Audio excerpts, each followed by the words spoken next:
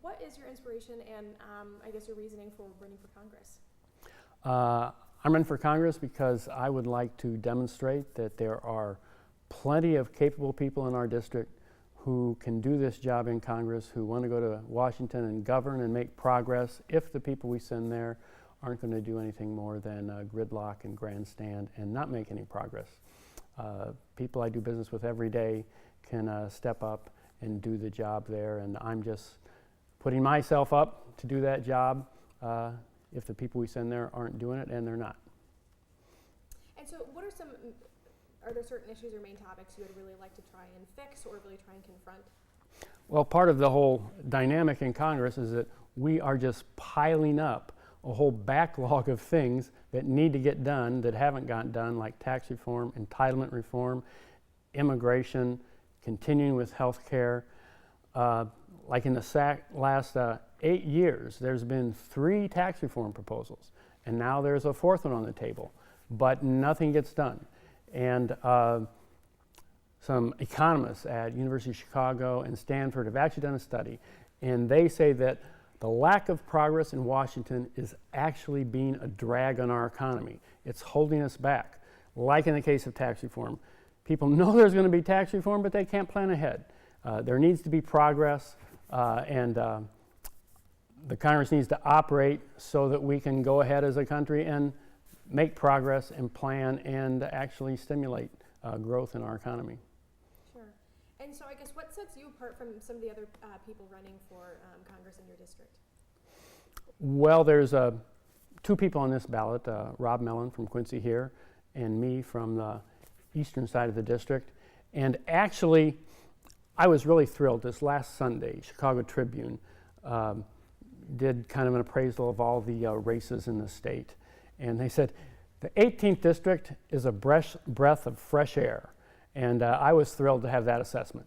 Rob and I stepping up, just being 2 people off the street, wanting to talk to Washington and make progress. And we basically both want to just put issues on the table. I'm just putting issues on the table and say, please, please make progress on these issues. These are my suggestions. Sure. All right, well, is there anything else you want to share with us? Anything about any other issues or anything else about you running for Congress that you want to share with us? Well, probably the most important thing is my website, darrelmillerforcongress.com. I am a farmer from Western McLean County, and so you'll have to look at a lot of websites to see an analysis of the last Farm Bill.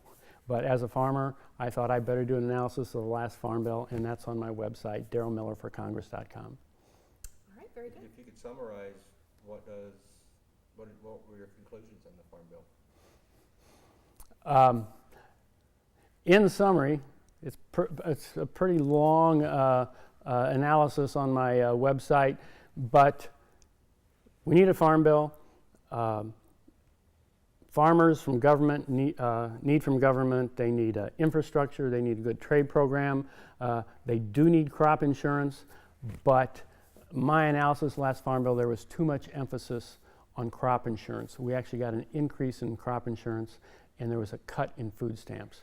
I was kind of embarrassed about that if you're going to cut and reform food stamps, there is cutting and reform that you could do in the Farm Bill also. Tell us your stance on immigration.